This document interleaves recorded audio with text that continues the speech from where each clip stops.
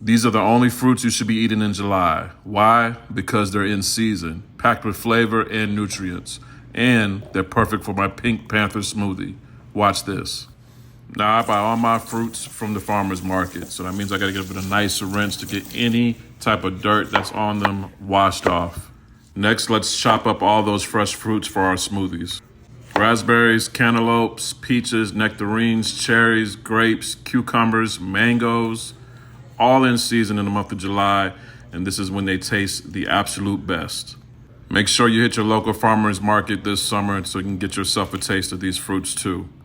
And any fruit scraps you have, do not throw them out. You can make a delicious herbal tea. Just let me know in the comments if you want that recipe.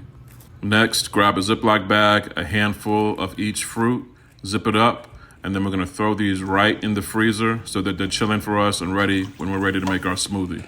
To make the Pink Panther smoothie, all you need is some alkaline water, some chia seeds, your fruits, a little bit of yogurt, and then this spice right here. The Vital Spice Daily Blend, which is the essential 8 herbs your body needs on a daily basis. Get it from UncleDibs.com.